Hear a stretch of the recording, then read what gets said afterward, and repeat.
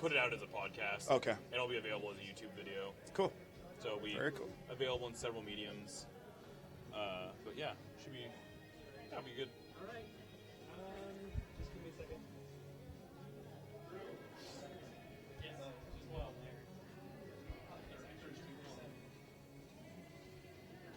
All right. Okay.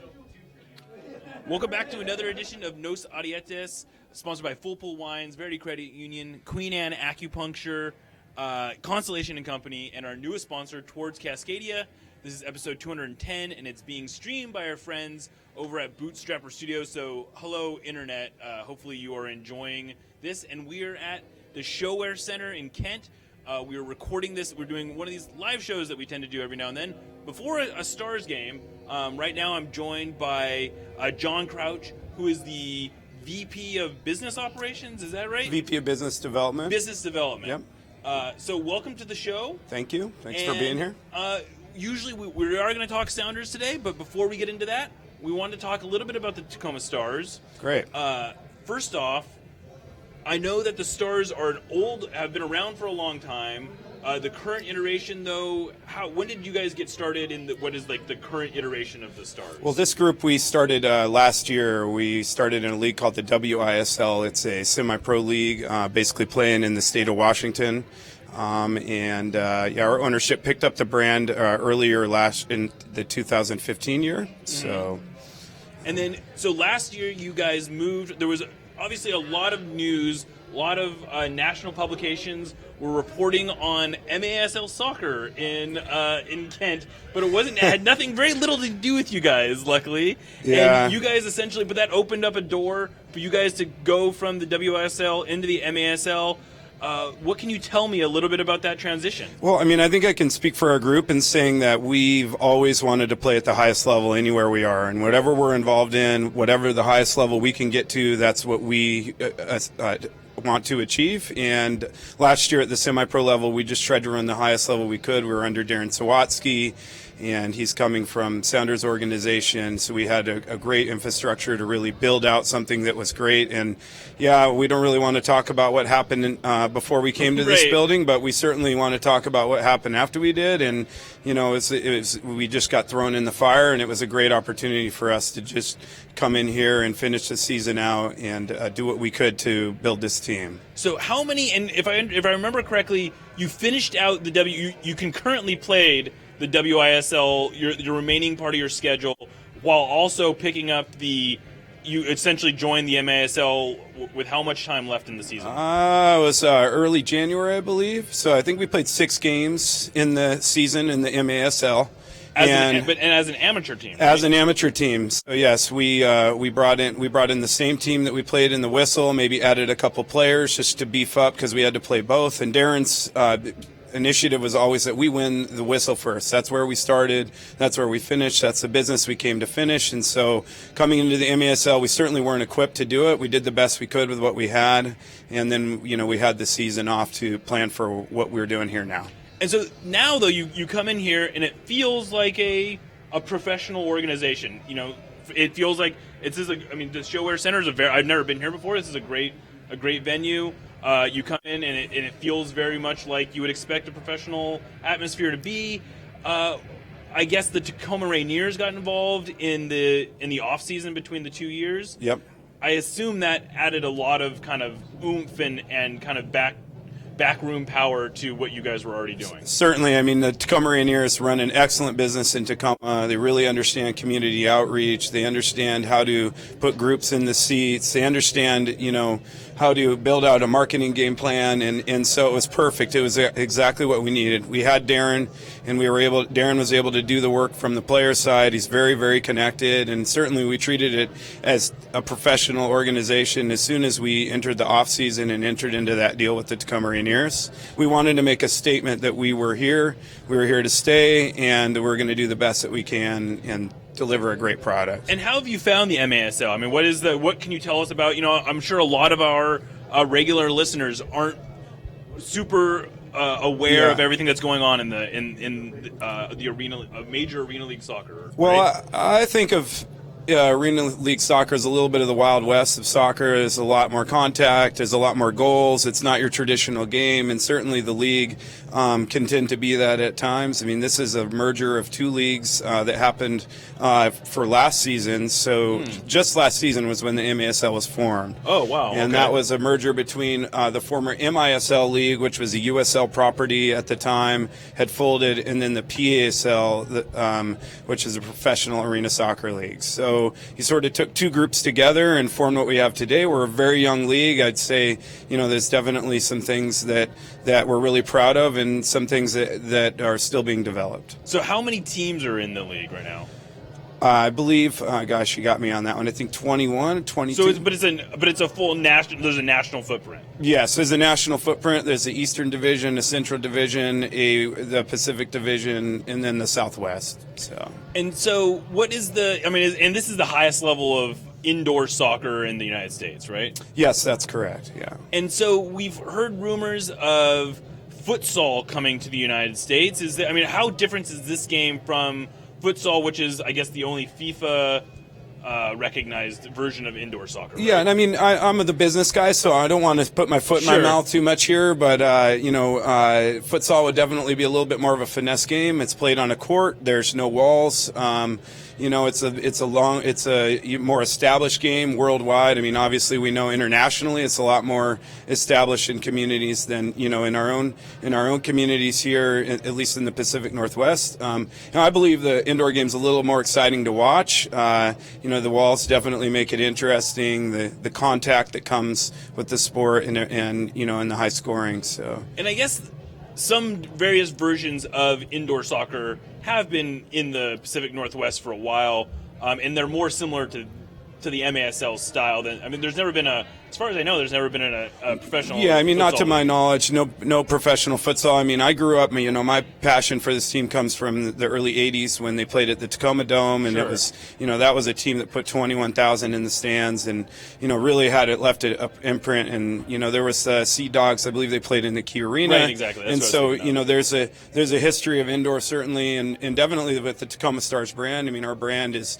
known to be one of the top brands around indoor soccer historically, and we really hope to just bring that back and rebuild what I knew when I was a kid out here at Shower. Yeah, and so what some of the things you guys have done this year is you brought in these mascots. It's a very festive atmosphere. What went into the thinking behind having people like characters like Perry the Peanut and whoever else, Dancing Stars and whatever else? Well, I got to give all the credit to Casey Catherwood and our game day team, because he's the director of marketing and runs our game day, and he really just dreamed up this miracle of a program, to really create such a great time. And really, what this is all about for us is just getting people in the building, creating touch points, letting people know and feel our brand as much as we can, letting them know and feel our players. And we sign autographs on the field after every game, and we get as many kids involved as we can before and after the game, and it's really just creating that community environment. And really, that's what Casey and I and our team have worked really hard to do, is just build out the opportunity to come in this building and leave feeling like you really enjoyed yourself, and it's a great family environment. Yeah, well, I got to say, like I said at the beginning, that this seems like a fun environment. I'm really looking forward to seeing my first game here. Yeah. I'm imagining a lot of people that, if anyone came that's from our group of people, there's a few of them here. Yeah. I'm assuming this is also their first experience. So I'm really looking forward to it, and it seems like a great thing you guys have put together. So thanks for coming on the show. Yeah, well, and thank you. And it's key that we get people like you guys involved in what we're doing and get the true dedicated soccer fan. And we create the community touch points for sure, but also we need those diehards in the stands that are going to follow us and write and blog. So we certainly appreciate everything you guys do. So thank you very much. It's been fun, and I gotta say, you got a great view here. You're right next to downtown Kent. Pretty easy place to get to. So. Yeah, thank you, and thanks for the plug. We appreciate that. Yeah, thank you very much. Thanks, man. All right, we'll be right back, and we'll talk Sounders and take some questions from the audience. You're listening to Nos Audietis. Thank you. Yeah, thank you. Kind of stumped me on some of that. Oh, no, you were good. You were good. Divisions, no. But yeah.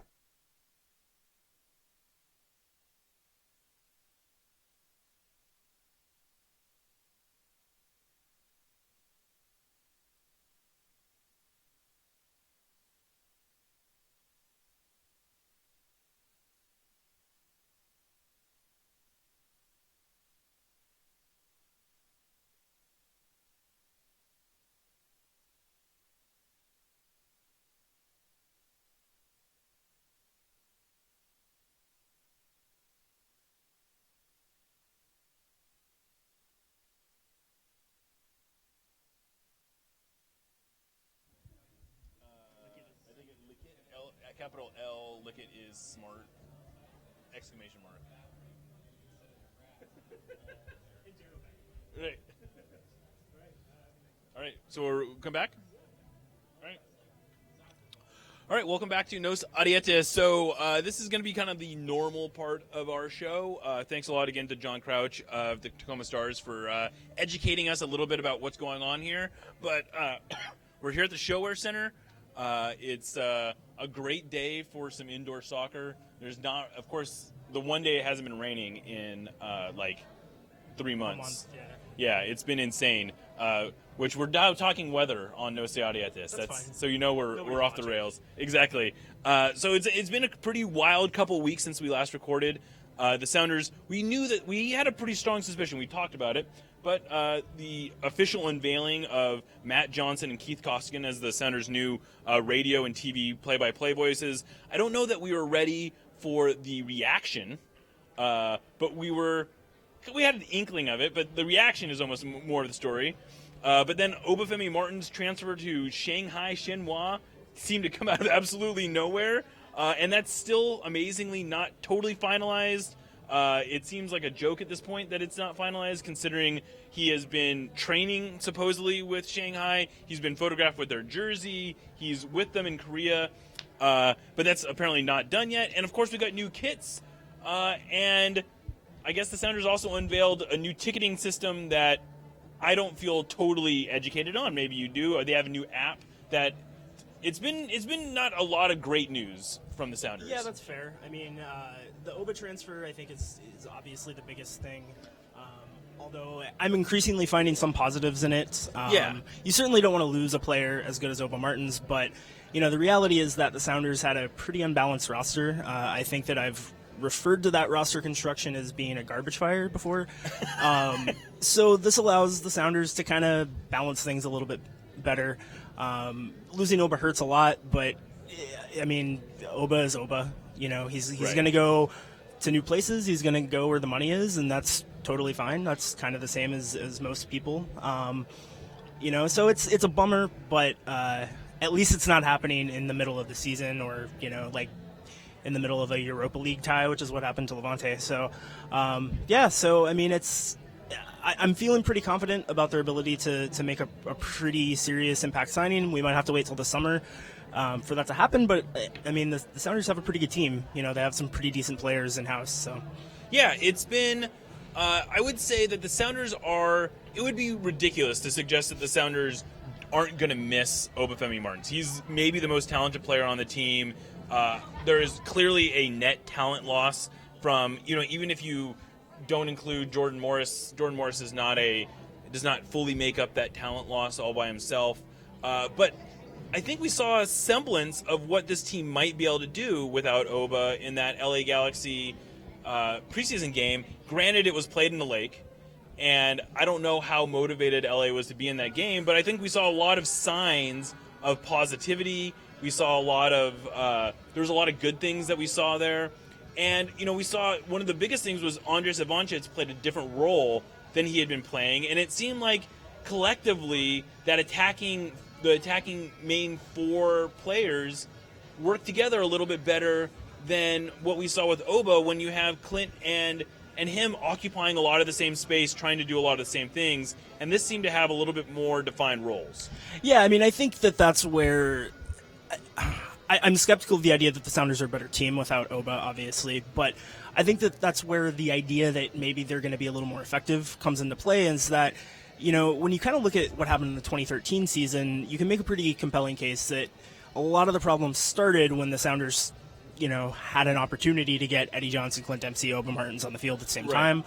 And I think that Nelson Valdez is obviously a little bit more versatile and just flat out better player than Eddie Johnson was, but you kind of run into those same problems where you're trying to put everything, your game plan and formation and everything, with the idea of getting those guys on the field. And now the Sounders can kind of put guys into their more natural roles, not have to play guys out of position, and I think it's going to be a positive thing. And if the Sounders can replace the talent that they lost in Oba with a player that's going to be an upgrade somewhere else on the field, I think Right. they're going to be a better team in the long run. So what position, if you're the GM, what position do you want to see the Sounders spend that money? Let's just say they have $5 million to play with. What do you think? What would you like to see them do with it? I think a central midfielder is obviously the biggest need this team has. There are a lot of questions about Ozzy Alonso for, I think, compelling reasons. Sure. He's not getting younger. He had nagging injuries last year, and that certainly plays a part in sort of his lack of form. But, those things tend to happen a little more frequently when you hit the other Right. side of 30. And, as good as Eric Freeberg is, as good as I think Christian Roldan can be, they don't really have an elite player in that position. I think that everyone on the back line is top 5 MLS in their position. Valdez, Dempsey, potentially Morris, top 5, top 10 MLS at their positions. Central midfield, I don't know if you can say that. Yeah, Andres Ivancic, I think, has the potential maybe to be a top That's fair. 5 player, but it's going to be interesting to see what kind of role he plays because I don't think he's going to play a traditional 10. He's not going to just be a pure attacking player who is going to break guys down off the dribble. He's going to be doing more. He's going to be doing it more with passing. We've seen him be a much better scorer though than I think we expected. He had 2 goals against LA. Both of them were pretty well taken goals. I'm finding myself really excited about what Ivancic can really bring to this team. Yeah, I think that the biggest thing is that the linking between midfield and attack that we saw Clint Dempsey and Oba Martins take the majority of the responsibility for in the past few years, the Sounders have an actual midfield player that's going to be able to do that now. And I think that that's just absolutely huge. Ivancic is a great free kick taker. I think that what Garth Lagerwey said last year about him being the one that maybe people needed to be a little bit more excited about, I can definitely see where he's coming from with that. Yeah, so I think we know that they're going to stay in a 4-3-3. Does that make the most sense to you too? Yeah, I think so. I mean, I think that Jordan Morris has shown that he at least deserves a shot at this level, starting, especially with Obagon. Valdez and Dempsey are obviously starting quality players, and they're all pretty comfortable and pretty natural in the roles that they're in. Sounders have some pretty good depth in central midfield, and they've got the attacking fullbacks that you need to pull that off. So I think it makes a lot of sense. Yeah, Jovan Jones is another guy who I don't know. I didn't see him play a whole lot with the Chicago Fire. Obviously, most of what I'd seen from him was highlight type stuff. But we saw, he looked absolutely, he may have been their best player during the preseason games. And he's going to get forward a ton. I've heard a few people refer to him kind of as a left-sided DeAndre Yedlin in that he's got a ton of speed, and he might be more refined in some ways than DeAndre was when he was here. There's a lot. I think it's going to be, I don't know, I'm excited to see where this goes, and I don't know that, like I said, I don't know that this is a better team, but it might fit together in a more, it might make more sense in a way without Oba. I don't know, maybe we're reading too much. How much do you think we should read into that LA game?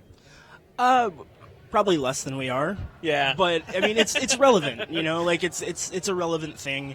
And it's not in preseason. It's about process. It's about getting used to new roles. It's not about the results. But they looked really good, and it's hard to deny that they looked really good. And they looked really good against an LA team that was, it's a preseason game, but that's their best squad. That was their best squad. They have just as much to play for in that game as the Sounders do. They're playing in the, I think they're in the knockout stages of Champions League 2. So this is their final warm-up game. It wasn't like they could afford to just piss it away and not really care about it. If the Sounders had lost that game 4-0, I guarantee Sounders fans would be losing their minds, right? Yeah, I think that's fair to say. I think that anytime you score 4 goals in a game and look as dominant as the Sounders did, maybe you shouldn't read that much into it, but you should be pretty happy about it. You should be excited about it. And I think the biggest thing is that that's the team that we're going to put out against America, more or less. Right. And they looked really, really good. And it's hard to say that they looked that good because LA just didn't care or was bad as Right. they did. I mean, the Sounders still have to execute, Right. no matter who the opponent is, and they lost and failed to execute against some pretty lousy teams in the preseason. So Right. No, exactly. And so speaking of Club America, that game is now less than a week away. It's 3 days. 3 days away on Tuesday, which has really snuck up on me. I, in my head, kept thinking it was Wednesday, and it's on Tuesday. Tuesday is a weird night for a game. Tuesday's a but- weird night. But Club America comes into this thing. They're obviously the defending CONCACAF Champions League. They're in fourth place in the relatively early stages of Liga MX. They're 3-1-2. They've scored 10, given up 5 before today's game, which is an insane game, it turns out. They were playing... Who were they playing? Cruz Azul. No, Cruz Azul. It was 3-3 when we went on air. that was final. Yeah. Oh, that was the final. So 3-3. Sorry if we spoiled that. for Right. anyone. Sorry if you had recorded that game and were hoping to watch it. But they had gotten 2 red cards. They were playing down 2 men. I guess they blew a 3-1 lead. That obviously doesn't. So I guess they're 3-1-3 now. But a most notable thing, they lost one of their big players to an injury in like the 29th minute, and they started all their first team guys basically. Darwin Quintero came off the bench for the injured player. I'm totally blanking on his name. Benedetto. Yeah, Sorry, there you go. Benedetto. And so Darwin Quintero came in, then got a red card in this. He only ended up playing 50 minutes, so maybe he's fit to play. But otherwise, it's lining up that they're probably going to bring a B+ B team to Seattle. Yeah, I mean, they had to make 2 changes before the half-hour mark, which I think... Their goalie also went out in the 19th minute or something, right? Yeah, and so, the players that did play, most of them are not going to be especially well rested. The 2 that get sent off are probably more likely to play now. Right. But it's hard to see Benedetto traveling after getting injured. It's just really hard to see them with 3 days turnaround and that long of a flight bringing their A squad, which is good news because I don't think the Sounders could really hope to pull off a win against their A squad. Right. But that's the nature of the CCL. You beat who you play. And then the Sounders have 9 days essentially to get ready for the second leg. It's obviously a much tougher ask to go on the road at Azteca, but they will at least have a little bit more training. They'll be a little bit more, I mean, I guess they won't be more rested, but they'll be in better shape to play that second game. And it seems like Mexican teams have taken the attitude of, we'll just send whoever we send on the road, and we'll get the result we need at home. But that actually, I mean, that's also plays into, that's what the Sounders want, right? I mean, that's what any MLS team wants. They want to at least give us a shot by scoring a few goals and maybe getting out to a lead at home. Yeah, I mean, that's all you can do, really. Right. And, going to Azteca is going to be very difficult, but, I mean, it is what it is, and I don't think it's crazy to think that the Sounders can pull a 0-0 in Azteca or a 1-1 even. Right. But they have to get a solid result at home if that is going to matter at all. 2-1, I feel like, is the closest thing to is the narrowest margin that they can probably handle. Yeah. Obviously, 1-0 would be ideal, or not ideal, but 1-0 would be better. 2-0 would be better. On and on. I suppose 5-0, 6-0 would be the real ideal, right? Yeah, I mean that would be good. So, I mean that's. I guess we should talk a little bit about the other stuff that happened this week. First, I'm sure we're going to get some questions about some of these things, so I'll just go with this. Were you at all surprised at the level of vitriol No. when Keith Costigan and Matt Johnson were unveiled? No, No? not at all. No, Sounders fans, man. I mean, what can you say? I mean, I get it. I totally get it. And I think one of the things that, like, when I talked to Adrian and I talked to Bart Wiley and I talked to the people at the in the organization about the move, they kind of kept saying, well, what he played for Keith Costigan played for 2 years with the Timbers, who really, and it's like he didn't just play there. He was an avowed, very vocal fan of the team. But is that what this is about? Is it really that simple? Yes. You think it's that simple? I mean, I think that if he was not replacing a guy that a lot of people were upset about being let go, it's probably not as big of a deal. Sure. But there's a certain segment of the fan base that's going to be pissed off about it. Yeah. No matter what. And the circumstances probably kicked it up a notch, but people were going to be mad. Yeah, I think the thing that was the maybe most telling, I realized that I am misrepresenting the numbers in a way, but Senator Hart ran a poll. We gave a bunch of options about varying how people felt about the move. And I feel like it was 3% who said, there was over 1,000 votes, like 3% said, I really wanted to change. And so, the other 97% weren't all the same. Some of them were, I'm happy to give these people a job, a chance, and the range of things. But only 3% were like, no, I really wanted to change. I think that kind of tells the story a little bit, that there wasn't this groundswell of people who would have been perfectly happy for Ross to come back, essentially. That's what it was like. No one was dying for change. Yeah, I mean, I think that's the thing is I've met plenty of people that are excited about Costigan that say, but Ross was fine. Right. If they'd kept Ross, that would have been fine. I knew more people that actively disliked Arlo White Really? than Ross, and I think that's interesting. It makes it very strange for me. Sure. But yeah, I don't think there was any sort of desire for a change at all. Fair enough. Well, we're going to go to one more break. We have an audience here. We may as well ask them some questions. We'll see if anyone actually has anything to ask. Otherwise, we'll go to Twitter and we'll do that. But you're listening to Nos Audietis. All right. So, if you guys are here for us, we're going to ask if anyone has questions. We have a mic. We have a mic, and you can just come on over here and feel free to ask. We'll bring it back on.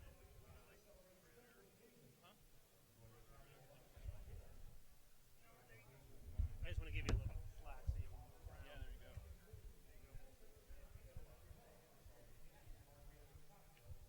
there you go. How bad is the background? I mean, are you able to hear us okay? Those things are very fresh. Oh, they are. Just keep it close to your mouth. You're doing a great job. I'm not used to. Clearly, he's the guy who's been. That'll give you a little bit of slack. Okay.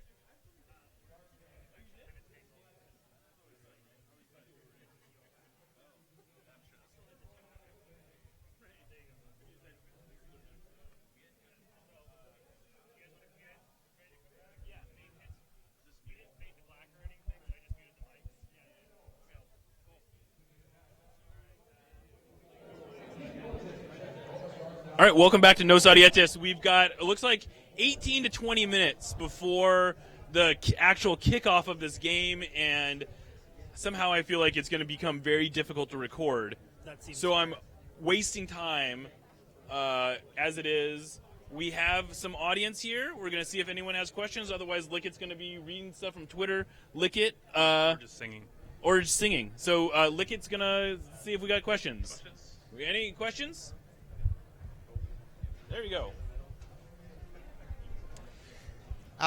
So we're going to be going to Mexico City to see the Sounders. We want to know what we should expect the atmosphere to be like. Oh, man. I wish I knew firsthand what you were going to be getting into. But my understanding is Azteca is one of the great soccer environments in the world.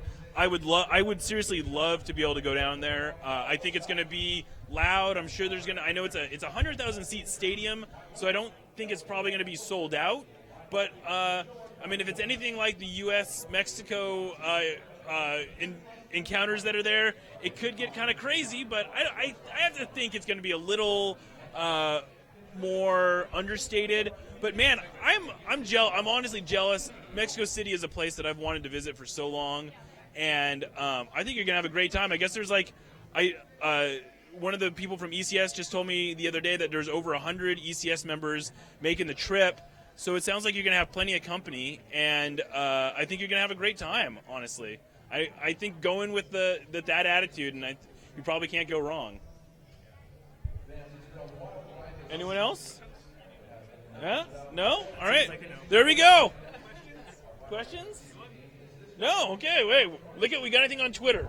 Or else we're going to have a lot of air to fill. That's Start humming or something. Yeah, exactly. We'll start singing.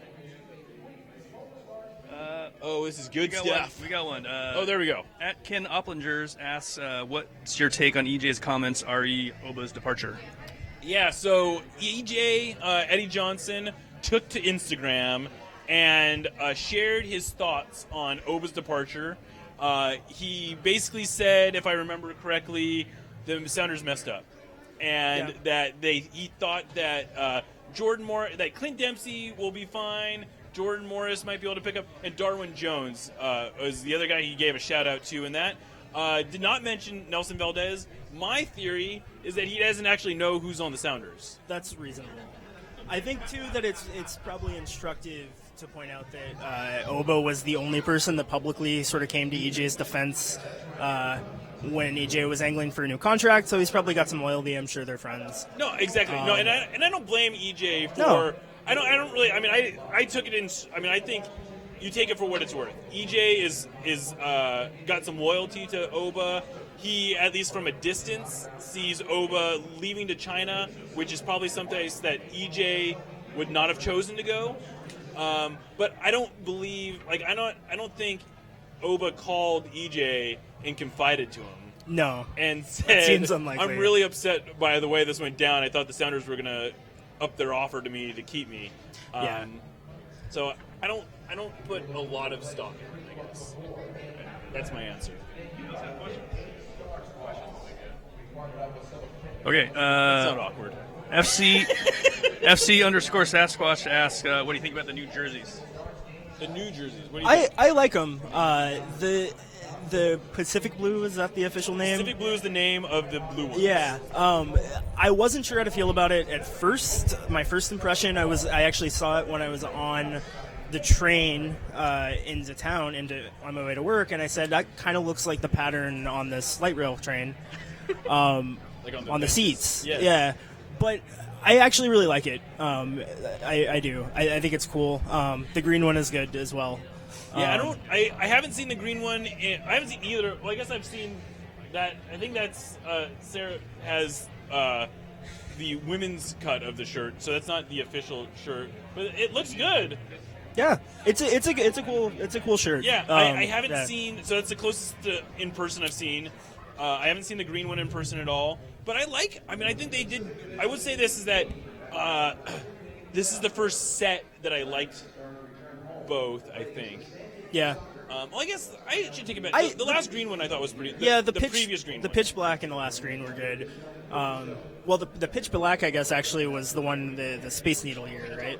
Right. That one. So that was a good pair. I like the green just because it's different. It's a little different. The blue sleeves and whatnot. I like it. Yeah. All right. Okay. Am I standing up? Yeah, you can. Whatever. You can do whatever's comfortable for you. Which Stars mascot is your favorite? Which Stars? Well, I mean, Perry the Peanut has to. That's the only one I can name immediately. But I know there's like 5. Do you know the names of all of them? No. There's a they need to star put you on and a the cat spot. and a dancing Abraham Lincoln. Yeah. Yeah. I mean, I'm amazed at that Perry the Peanut can dance. Some of the moves that he has It's pretty impressive. is very impressive. It's quite impressive. Very, very impressive. Yeah. So that's my answer. My bailout answer. Anyone? All right. Well, let's see. Do we have any more Twitter questions? Drysiders asks, ever think about taking Nos Audietis on the road To the east side. To the east side. Do we call it? This is something I have I asked our Slack room about this, and I was not satisfied with the answer. Is it only people in Seattle who say the east side is east of Lake Washington, or is that when you say the east side elsewhere, does that mean east of the Cascades? What is the a non-native Washingtonian? In my experience, people that live on the east side of the lake refer to it as the east side. Okay. I just say Eastern Washington. I always have, but it makes sense to say the east side. It's the east side of the mountains. So I don't think we have any current plans to go on the road. Maybe we could do a winery. I guess we could maybe go to a winery. That might be fun. If someone knows a winery out there that wants to host us, we could be bribed to do that. Sure. Yeah, that's reasonable. Yeah, but we don't currently have plans to do a live show there. I don't think we're gonna. We're not planning on going to Yakima yet. No, Yakima is really nice though. I would take your word for it. But yeah, I didn't mean it as a punchline. No, we're not planning on going. To It's a long yet. way to record a podcast. Yeah. There you go. Right, there you go. You probably answer this every episode, but time to panic. At Muffin Top Model asks. Okay. Can we just basically? I'll just sum it up as: can we put Brad back as Cam or central midfielder once all the center Can backs? Brad play Cam? Is that what the Would you put him back in there the central once- midfield? once all the center backs are healthy? That's I don't know. I tend to think if you. I kind of feel like if Roman Torres comes back at 100%, let's just say in May, I would be inclined to at least try Brad at right back again. I think he's potentially a better right back than Tyrone Mears. I think he might be, but they're probably paying Tyrone Mears a pretty good chunk of change to sit on the bench. It does become a roster crunch for sure. I think part of it depends on what they do with the DP spot. I mean, if Ozzy is back to Ozzy and they sign a DP central midfielder, it's kind of hard to see Brad displacing somebody, but we all know Brad's going to play. Siggy did have an interesting quote today about saying, we probably have 2 or 3 center backs too many. Did he? He did, and that's after Damian Lowe going to Minnesota United. So I wouldn't be shocked to see somebody move. I don't know who. And I will say, Brad Evans had an interview with the Seattle Times in which he kind of hinted at maybe not wanting. Actually, he did kind of say he wants to play. I mean, he really wants to play, and so he wants to be somewhere where he's going to play. And if he's not going to be playing here, he might want to be somewhere else. And I think Brad is a potentially best 11 center back, but they might have 3 potential best 11 center backs. Yeah, it's tricky. It's a tricky one. Yeah, for sure. That's about it. All right, well the game is getting ready to kick off. It is. So thanks to everyone for coming out. Hopefully you guys were able to get up here without too much hassle. Looking forward to a great game. Of course, thanks to our sponsors. Big thanks to Bootstrapper Studios, who is doing this live streaming and doing the recording for us. Thanks to Constellation and Company. Thanks to Full Pull Wines, Verity Credit Union, Towards Cascadia. A lot of sponsors these days. A lot of people to thank. Queen Anne Acupuncture. Queen Anne Acupuncture. I knew I was forgetting one. Yes, that would have been that would have been a bad one to forget. Yes. So thanks a lot to everybody for coming out, and we're gonna try to do more of these. I'm Jeremiah Shan, signing off for Aaron Campo and Lickett Pawson Wong. This is Nos Audietis. Remember, you'll never yacht alone. Thank you, guys. Thank you for reminding me. I knew I was forgetting one. Oh yeah. I caught her out of my peripheral vision. There you go. That was good. Yeah, seriously.